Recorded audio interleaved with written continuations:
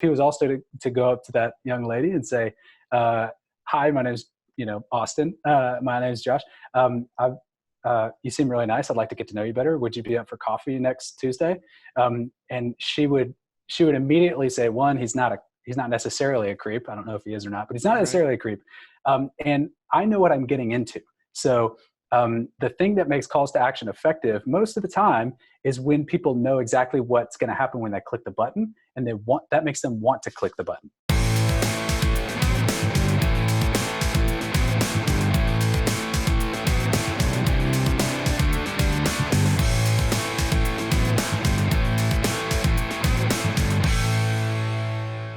Hey there, folks. We're back with episode number 5 of the In Focus podcast, where my goal is to help you establish a clear vision and strategy for marketing and branding your agriculture business through video. I am your host, Austin Black, owner and producer of BackroadProductions, the marketing agency that specializes in video marketing, branding, and strategy. Folks, thanks so much for joining us today on today's podcast on this episode number 5 as we get closer to the end of the 7 steps that we discuss in the video strategy workshop. I see way too often that companies they put together a halfway thought out plan about video, hoping that's going to accomplish a goal when really there is no goal. There's no thought out expectation of what that video or videos, that campaign is supposed to do. When that happens, then nothing good really happens. They waste their money, they waste their time, and the videos perform poorly. So my goal through this podcast is to help you create a plan that's easy to follow and leads to a successful campaign that generates you business, money, more customers, and better brand loyalty. Today's episode, we're going to look at how to create a defined and clear call to action. We're going to visit with my friend Josh Cantrell from Signal Brandworks. Josh is a certified story brand guide, which basically means he knows how to talk succinctly, directly to the point, and make his message very clear. And that's exactly what we're going to talk about today in episode number 5 as we look at how to create a clear call to action. In today's episode, we're going to determine why a call to action is so imperative to your video's success, why you always need to have a call to action somewhere within your marketing. We're going to talk about the difference between a direct call to action and a subliminal or secondary call to action. We're going to discuss why you don't have to be salesy all the time and how even someone like myself, who is not a strong salesperson, can still create an effective call to action that generates results. We're going to also talk about how you can take your customer through the buying journey and get them to take a next step at every turn with clear messaging. And the great news is you're going to learn how you don't have to sound like a jerk. In fact, you shouldn't sound like a jerk, but you should say your call to action over and over and over and over again. So folks, without further ado, here is my interview with Josh Cantrell. We're here on the In Focus podcast. I've got my good friend Josh Cantrell with me today. Josh, he helps business owners clarify their message using the Story Brand 7-part framework. He's a Story Brand certified guide and copywriter, and this just makes him be awesome in my opinion.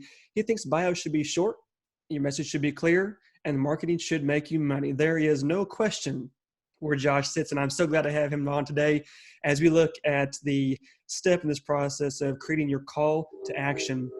Josh, thanks for joining the podcast today, and tell us about yourself and what you got going on out there in Tennessee.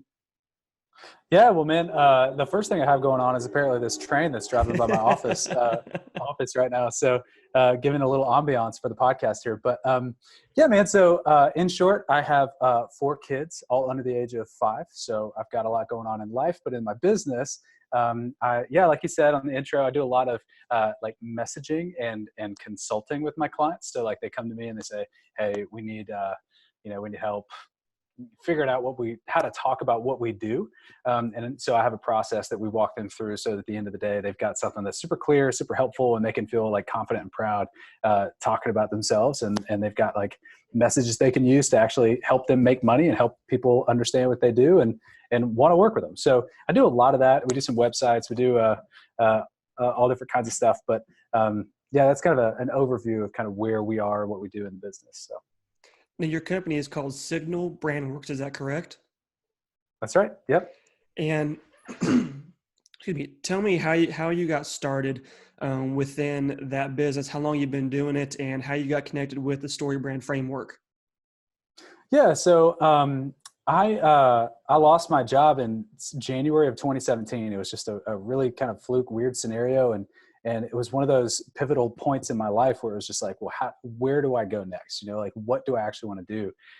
And just out of the blue, people started asking me like, hey man, what can you help us? Can you help us with this stuff? We know you've got some more time right now. Can you help us with this stuff? And I was kind of like evaluating, well, do I want to go work for an agency? Do I want to go work in house again? Do I want to just build my own thing? And so, I started just taking on more and more opportunities to help people in terms of writing and with their marketing. So that was pretty much it, pretty generic. And then in September of 2017, I started getting a little bit more clarity around kind of what I was good at, what my clients really needed. And StoryBrand came up at about that same time where they're like, hey, we've got this framework. You're going to get certified in this framework. And then you can go out and just help people clarify their message so their customers actually listen. And I heard that once and I was like, I'm in, man. So went in, got trained in this process, and it's really influenced everything that I've done in my business and everything that I've helped my clients with over the past couple of years. And honestly, it's been a catalyst for a heck of a lot of growth, not just for me, but for my clients too. So it's been probably one of the best investments of time, energy, and resources that I've ever made from a personal perspective, personal and professional perspective. But then for my clients as well, they come and it's really fun to see them go from like confused and kind of clunky in how they talk about themselves to just like being able to rattle off a really quick, concise, punchy message and then make that look the right way on their website and all that stuff too. So for a lot of people, I mean, it is the source of a tremendous amount of like brain cramps, as one of my clients recently called it. Like, how do we talk about what we do? We're too close to our business to really to be able to do that. So enough about, I feel like I feel like I'm just talking about myself a lot right now, but that is essentially what's happened and kind of the life of our business so far. So that's awesome. Well, Josh, that's awesome. And I think that really speaks to the truth of what customers or what companies deal with right now in trying to fine tune their marketing, make it where they can get outside of that box and understand, step away and see, what does my business actually do? And I love how the Story Brand framework kind of creates that script for us. And I think that's as we talk about in the 7 steps within the strategy framework, doing the same thing. And I think this call to action topic that we cover is huge in helping clients get very clear messaging in their campaigns as far as how they want to attract their customers and market their brand. So speaking to that topic specifically, how important is creating a call to action within a marketing campaign? Yeah, no, on the surface, the answer is it's really important, but here's why.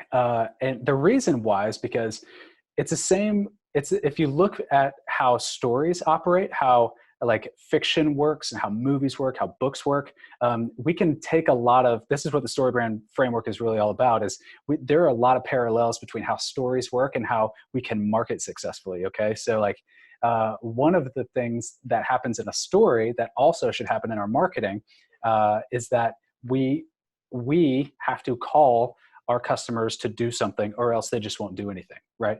So it's the same way in a story. So a bomb has to go off, a letter has to arrive in the mail, like a couple has to meet on the train and not get each other's numbers, or something like that, like where that kickstarts the process. So, and the reason calls to action are important in our marketing is because people are very hesitant to act unless they are called to act. So, just, you could think about like the concept of inertia, or like the ability,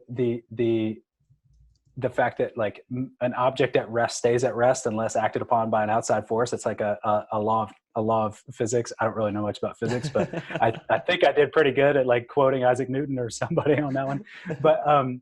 but the idea, I mean, it's that's the core of the idea, is that people don't move unless you tell them to move, right? So we have to give them an opportunity to take the next step at the end of at the end and the middle and the beginning, really, of almost any of our marketing messaging. So that's why it kind of works and why it's important. So I love the the point you just made there, that you have to call them at various stages throughout that cycle. So a lot of people, when they think call to action, they're thinking, buy now, shop now, come to the sale, whatever the case is. Is a call to action specifically related to your end marketing, or do you need to filter different calls to action throughout your campaign? That's a great question. The way I think about it is, for the most part, like on a website, we'll just start with the website. Your marketing is a lot more than just your website. You've got collateral, you've got ads, you've got all these other things. But for the most part, on your website, you want that call to action to be the step that they need to take in order to do business with you. So so that's because, like, for the most part, like, people are going to come to your website in order to move forward in the sales process. So Mm-hmm. I think, hey, if they're ready to move forward in the sales process, let's make our call to action specific about what they need to do to learn to move forward in the sales process. So if that is buy now, let's make it about buy now. If it is speak with a data expert or speak with a representative, we need to make the call to action about whatever that next step in the buying process is for them. But there's a lot of times in our marketing where we're warming people up. We're getting people interested in the idea that in the problem that we solve, or in the possible solution they could have to their problem. And so the next best step for them to take is not necessarily to buy now, right? Like, that's like going up to someone and saying, hey, my name's Josh, hey, it's nice to meet you. Would you like to marry me now? And Right. then, I mean, that's essentially what it is, right? So so if all of our marketing is like buy, or related to that, then it's not as effective, because that same kind of resistance that we have if a stranger walks up and asks you to marry them after Mm-hmm. one sentence of talking, it's the same sort of resistance that they're giving us when in our marketing. So so it's good to think through what are the stages kind of the buying journey, what are the things that they need in that moment to take the best next step. And honestly, I like to think about it in just, for the most part, I have two calls to action. You have a direct call to action, which is the thing that they need to do in order to kickstart the buying process, Mm-hmm. or to actually buy, like if you can actually just buy the product. And then I like to think about transitional calls to action. So the purpose of a direct call to action is to sell something. The purpose of a transitional call to action is to get everybody else that's not quite ready to buy, give them something to do that can get them into your ecosystem. So get them on your email list, or get them into your, into your Facebook group, or into your whatever it is. Mm-hmm. So, a transitional call to action could be something like an ebook, a lead magnet. Mm-hmm. It could be a free email course. It's something that they give you their email or their contact information in exchange for a piece of material to help them solve a problem, or help them to move forward in their journey, because their journey to solve this problem isn't necessarily going to end in you Mm-hmm. per se. So like, one of the things we got to think about is how can we help them in their journey, and what calls to action, what resources, and then what calls to action support those resources that will help them get to that next step. And then when they take that next step, that's when we can kind of hook them into, hey, our solution is the best, So, and then from there, it makes a lot more sense to sell that person who's subscribed to your product, consumed some of your content, watched some of your free material or something. It's a lot easier to sell that person once they've made that kind of tiny first step into that, hey, buy now, or into that more direct call to action. So Right. does that make Makes sense? a lot of sense. Yeah. So, in using those two different types of calls to action, what is the best way to communicate that call to action? I mean, do we need to have, let's say, 3 to 5 different calls to action throughout the buying process? Do we need to have that posted? Do we need to say it? How do we take that person on that journey from having never heard of us, getting involved within our business, following our stuff, getting the value we provide, and then in the end, ultimately making that purchase. What, in a nutshell, how do you design that when it comes to call to actions? Yeah. So most of my experience has been in written media. So like websites, copywriting, some spoken, spoken as well. But so I would lean on, I would get, later I want to turn this back to you and ask about how you can do that in video. Mm-hmm. But my experience more on the rest of the side of the media spectrum is we need to do, especially on your website. We'll kind of focus on the website for now. So essentially, like those call to action, especially that primary call to action, that direct call to action: buy now, shop now, speak with us. Something along, schedule a demo, Mm-hmm. request more info, something like that needs to be more than once throughout the site. So I would think that, a lot of times people will just have like one call to action. One little tip here is like, do it more, say it more often. Yeah. So however you're doing it, say it more often.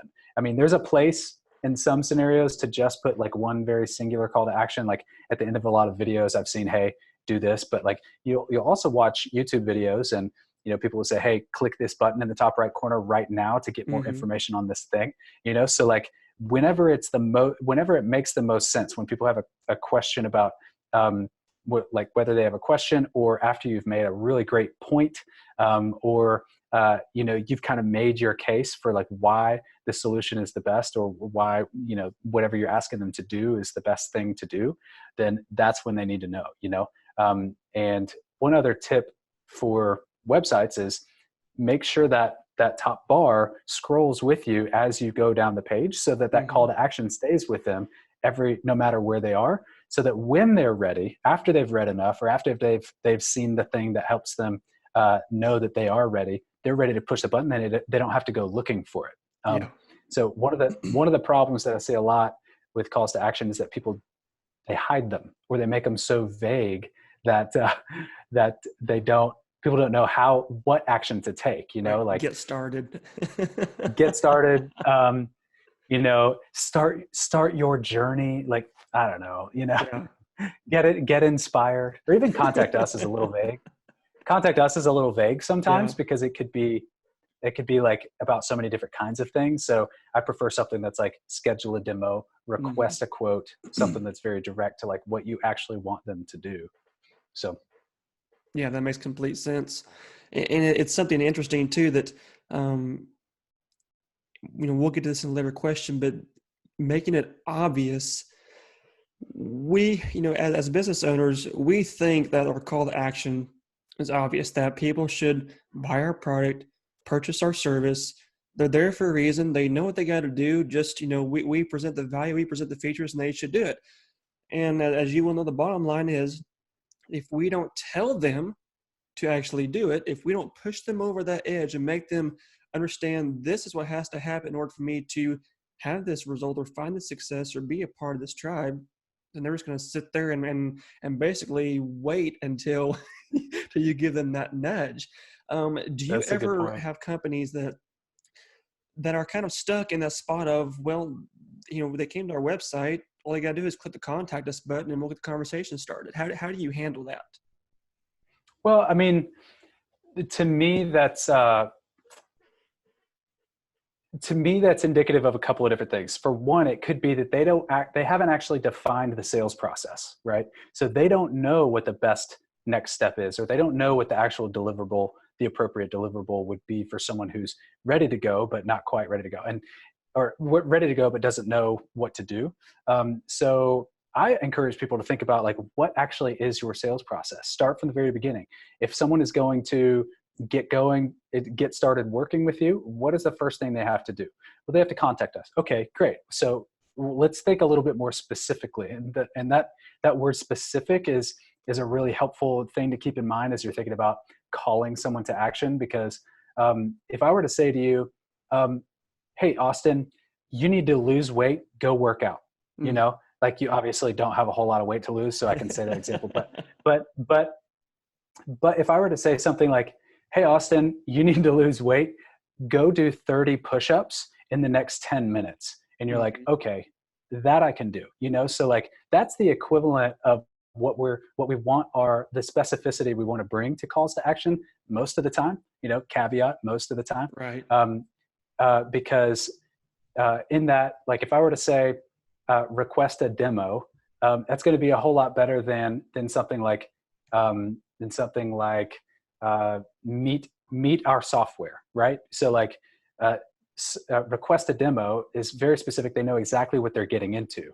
It's a similar concept to like, going back to just meeting random people on the street. Mm-hmm. If you were to go to like a party and, a guy wants to get a girl's phone number and he was to say something like, learn more, or like, and she says, no, you're creepy. I don't want to learn more. I have no, and like the thing that's creepy about that is that she doesn't know what she's getting into. Right. Right. So if he was also to go up to that young lady and say, hi, my name's, Austin. My name's Josh. You seem really nice. I'd like to get to know you better. Would you be up for coffee next Tuesday? And she would immediately say, one, he's not necessarily a creep. I don't know if he is or not, but he's not necessarily a creep. And I know what I'm getting into.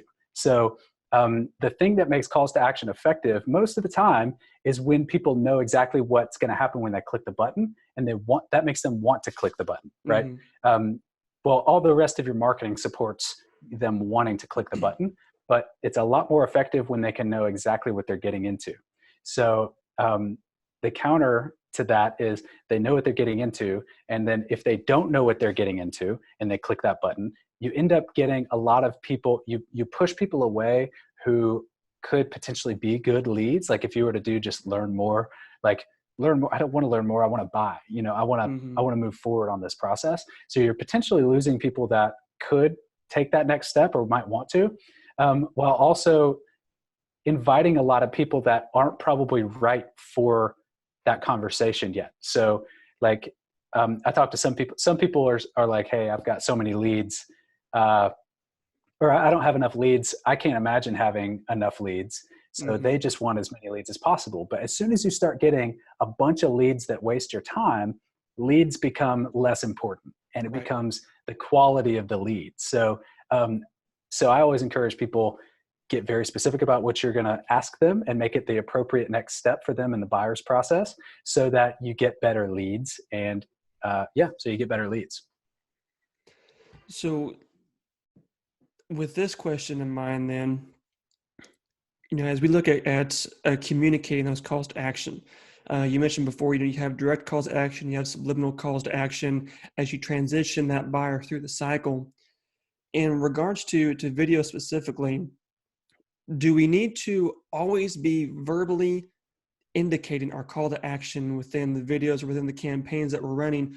Or do we need to sometimes have that subliminal messaging that you persuade them to make an action without actually verbally telling them, go download this e-guide or go schedule a call or go check out our Facebook page? Is there a way to communicate that call to action without specifically stating it? Or do you need to always state it in whatever video form or marketing you're doing? No, that's a good question. So when I think about, a lot of times when I'm creating a video, this is where it gets into like a little bit more strategy. So there's not always a clear answer for this. And you got to be thinking about, from a high level, what you actually want to have happen. And for a lot of small businesses, if they make a video, they need that video to do a lot of different things. They need it to be a branding video. They need it to be a sales video. They need it to be an explainer video or whatever. They need to get a lot of mileage out of that thing that they're creating.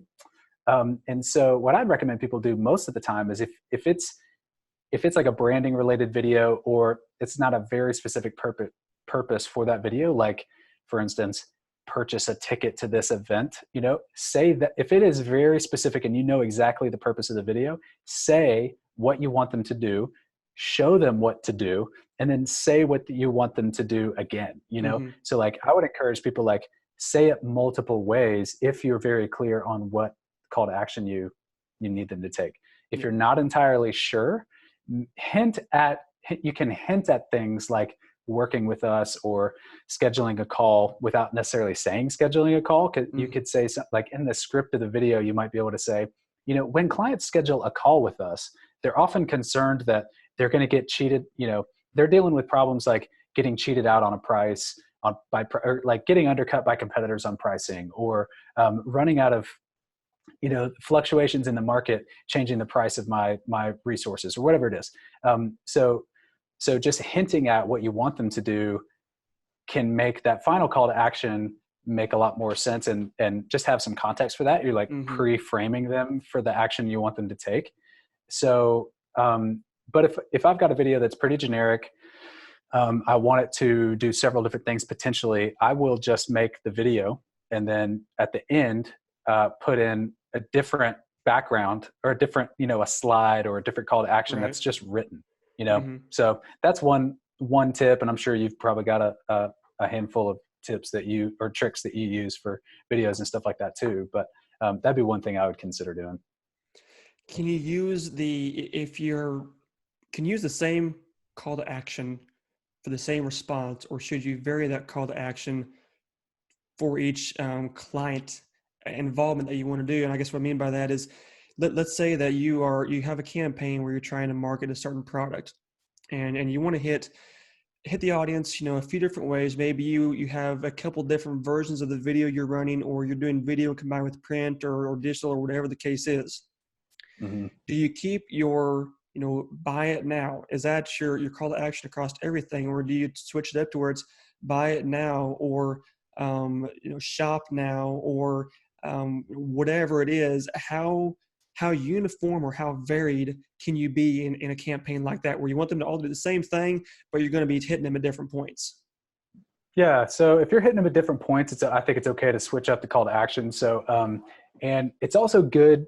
So that's the first answer. If you're hitting them at different points in the buyer's journey, it's okay to have different calls to action, I think, but you, like on your website, for instance, you want to have that call to action be pretty consistent. So like across multiple ads, I think it's okay to have different kinds of calls to action based on where that person is. But for the most part, like, let's just keep it simple and keep that thing the same, and don't make it super complicated.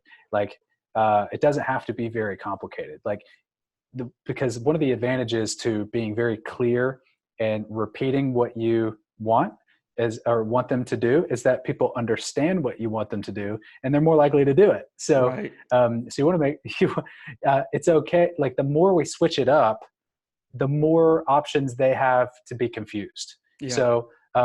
So I would be very cautious about using more than one. And when you do have more than one, just be very intentional about it. Like know why you're changing it. If you're just changing it because you're bored, or you're thinking it's weird to say buy now so many times, I would encourage you, like, push that down. Like that you're feeling the natural resistance in that moment to feeling like a marketer or feeling like a salesperson. But people have so many things, thousands of messages they're hearing throughout the day, and yours is just one of them, So right. You as a marketer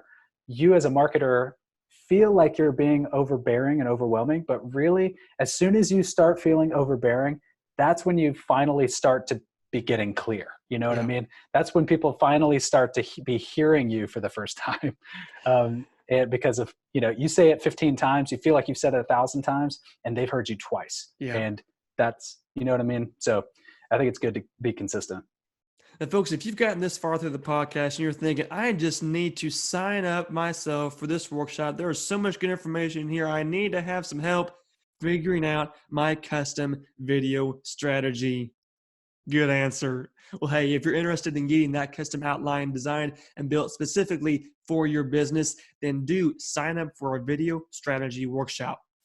We're going to have this workshop one-on-one with your whole marketing team. We're going to sit down and we're going to discuss your entire current business structure, your marketing efforts, what you're doing, where you're going, where you want to be, your new campaign goals, and of course, your marketing budget, how you're going to get there. At the end of that workshop, then you're going to receive a customized, well-developed, beautifully designed, and very easy to follow strategy outline that guides you through exactly what kind of videos to use, where, when, and how, so that you don't have any question when you produce that campaign of how it's supposed to perform. For more information and to book your private session, visit backroad-productions.com/workshop. So how direct do we need to be? And I know a lot of companies, they're concerned with, just like you mentioned, that they're being over all the time. They're being, sound sales, they're being very direct, very straightforward, and they don't want to hit their customers over and over and over and over and over again with the same message. But at the same time, like you just said, just because we're saying it over and over and over again doesn't mean the client is hearing it every single time.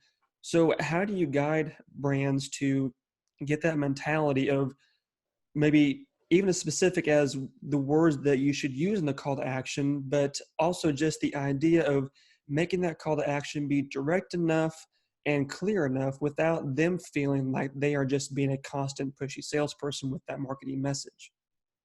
Yeah, yeah. So I think the reason, first off, to the pushiness, we could talk about how to choose the words for your call to action. I think that was the second part of your question. We'll talk about that next. But to address the pushiness, it's usually it's one of two things. One is that you are hearing yourself say it every time, and so you think you're being pushy when you're actually not. The other option is that you're being pushy. You know what I mean? So so if you're being pushy, and then don't be. The right client doesn't need to be forced. And as soon as you start forcing stuff, it's like, you see you're at a family reunion, you see your niece and you want to go up and hug her. And like you say, come here, give me a hug, or something like that. And it's like, it takes all the joy out of it. Like you have to get a hug. Like how much better is it to earn a hug, Right. So it's kind of like that with calls to action where if you feel like you're forcing someone and smashing it down their throat, you're not going to it's not the kind of relationship you want to have with your client or potential client. So in that scenario, if you feel like you're being pushy, step back, ask yourself, am I being consistent or am I being a jerk? Or am I trying to force something that's not here and not at the right time?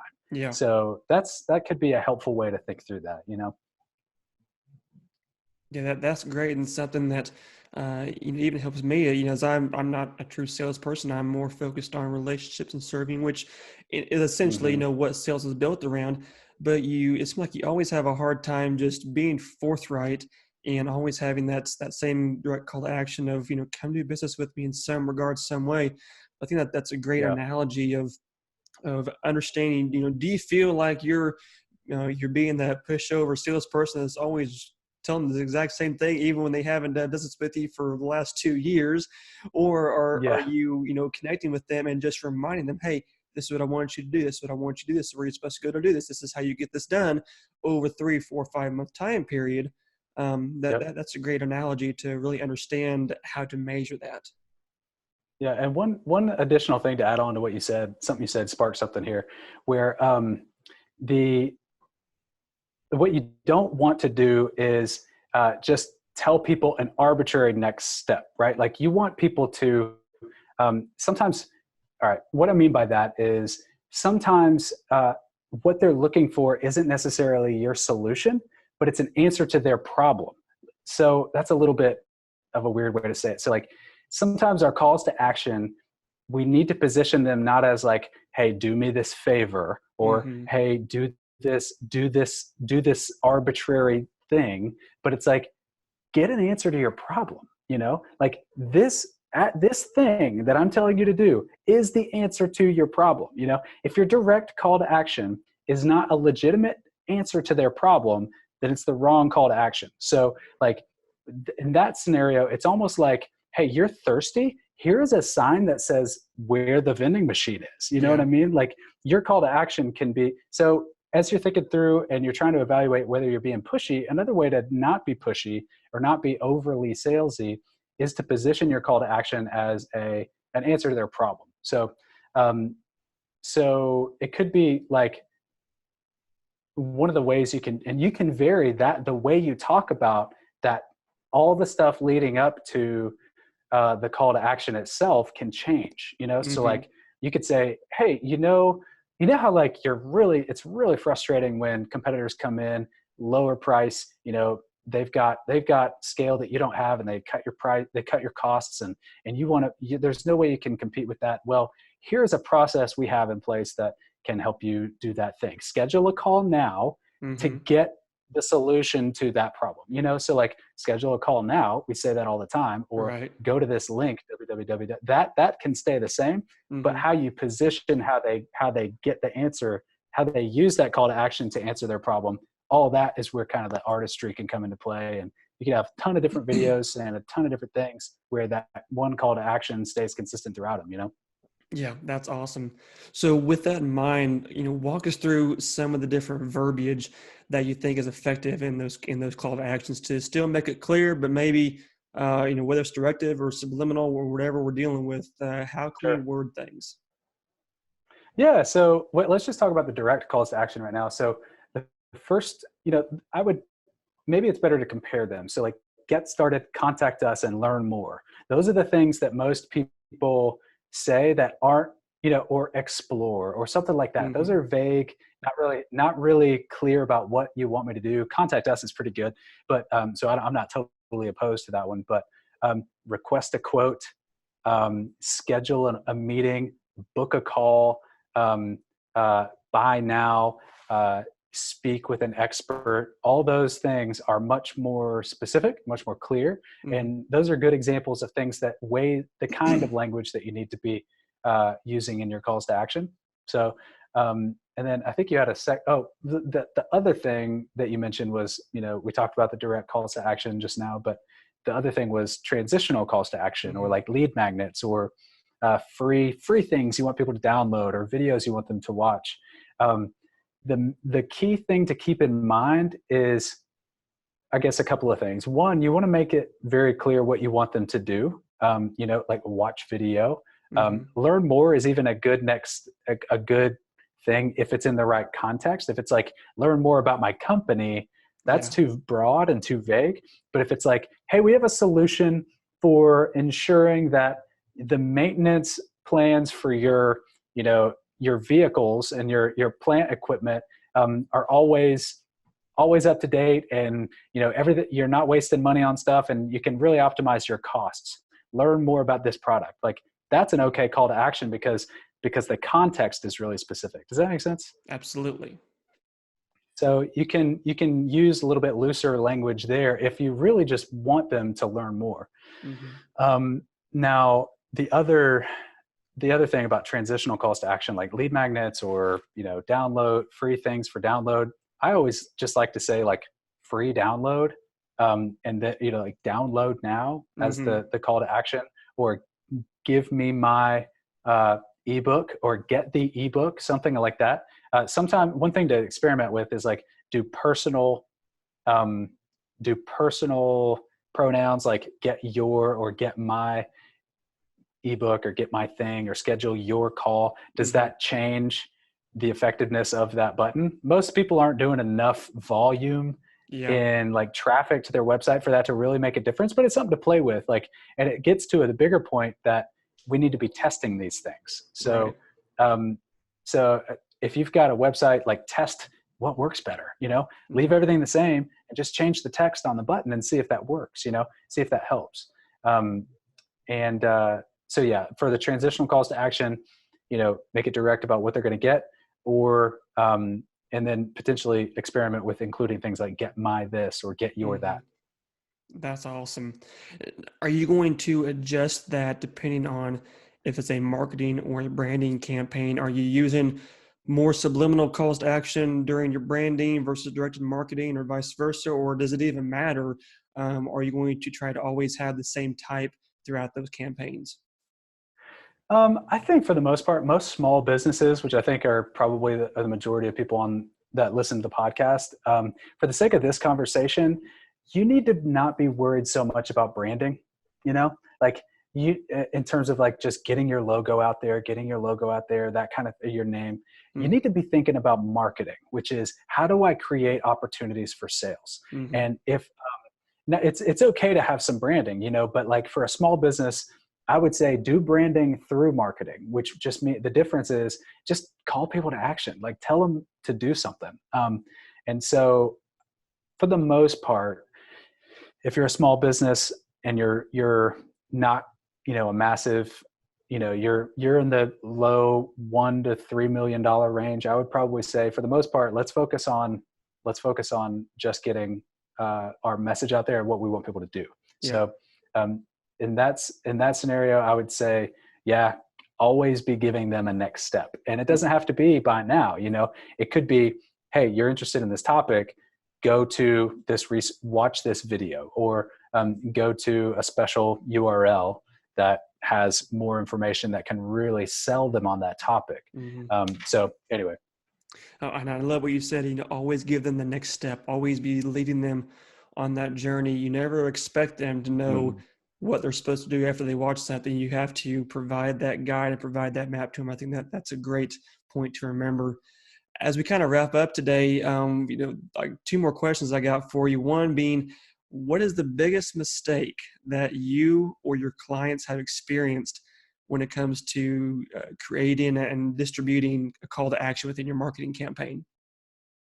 Okay, so the biggest mistake I see most people make, and this isn't a really fun one, but they just don't do it. They don't do it. Yeah. They assume that people are going to do the thing that they think makes sense after hearing this wonderful information, watching this video, reading this beautiful paragraph on their website. Like, they assume that people are going to go up there and buy. Yeah. They're not. They're just not. Like, that is the biggest mistake you could possibly make. Is, I don't care what you say, just give them something to do. I don't care what the thing is. Like, it could be super vague as long as you're calling them to do something. I would prefer it not be vague. You're going to be a lot better off if you do everything that we've talked about in this call. Right. But by being direct, clear, and all that. But yeah, the biggest mistake you can make is just assuming that they're going to take action without telling them what to do. So. Yeah, and that's that can be a very costly mistake, I think, especially as you look at some businesses that, they're, like you said, they're doing 1 to 3 million sales. If you don't tell someone what to do and you've got a $10,000 product that you're trying to sell, that can cost you a lot of money, for sure. It can, especially when the media buying, or the ads that you're buying, or the video you're creating, or the ad you're writing, whatever it is, especially if it costs, think about all the time and energy it went into creating that thing. And just think about literally chopping off, like, you've got a dollar bill, a $100 bill, chop off 95% of that. That's how much you're wasting if you don't actually call people to action. That's a very unscientific, It makes sense. Stat there. Yeah, but it really is. It's like you've got a new neighborhood that's really or if you got a yard sale, and you have no signs. That's it. It's like, or you've got a book with no cover on it. Like, okay, this is interesting. I have no idea what to do with it. I'm going to move on. Right. But if you've got a title to the thing, if you've got a next step that can give them some context for whatever they're going to do, they're going to be a lot more likely to take that action. So don't waste money. Please call people to action. It's funny. Your yard sale analogy makes me think, if someone drives by and sees all the stuff out in the yard with no sign, they just think you're messy and darn organized. They don't know you're trying to sell them stuff. That is a very, very good point. Like, they think you're just messy and organized, or like maybe you're a nonprofit and you're just doing it out of the goodwill of your heart. Like, you just want people to know about all these cool things on your website. Like, for the most part, people they say way too much on their site. They need to just say a very little. They need to cut back like 95% of what they say on the site, Right. for the sake of like, build a case for what you're selling, and then call them to action. That's all you got to do. And I think that helps too, as we talked early on about the amount of leads. Once you get so many leads and you got to change that into quality leads, if you aren't presenting all that information, I think you're probably going to filter your lead base at the very start, because only the people that understand what you have to offer and are interested in what you have to offer are going to contact you. And so you've already kind of got this base of they clearly want to work with you in some regard. They want to experience that or look into it more, versus people that's whether they do or not, or whether they do or they don't understand, they're not going to contact you, period. So it's almost like a filter set up at the very beginning of your stage. Yep. That's a great way to look at it. I think it's a great point. So Josh, any other final tips or advice that we didn't cover that you think is important to establishing your call to action for a video campaign? For video specifically, I would say just make a lot of them. No, I mean, there's A lot of different videos videos, for right? a lot of videos. Yeah, make a lot of videos. So like, there's different videos for different contexts. So like, I guess more of it's more a strategic conversation about what videos are you making and Hmm. why are you making them? Like what do you want this person to um, what transformation does this person really want to have in their life, and how can this video kind of help them experience that, and then at the end call them to action to get that transformation, right? So like, you've got a bunch of problems with your pricing or with your machines or with whatever, and you want to overcome those problems, that your product solves that problem. I'll just be thinking about any video and anything you do as well. I got to back up here.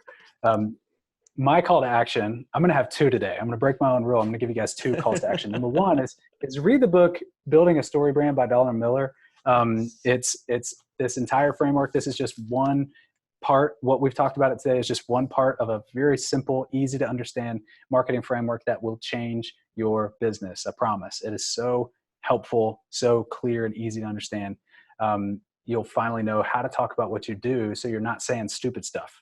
And so Right. you're not wasting your time and your money on marketing that doesn't work. So that would be call to action number one. Call to action number two would be you can head over to signalbrandworks.com, just written out like it's spelled. And then I've got a resource, an ebook down at the bottom that is about 6 mistakes people make on their websites all the time that's costing them money and how to fix it. So if your website's not converting the way you want, if you want more sales, more leads from your website, there's more than likely you're making one of these 6 mistakes or multiple of them. Hmm.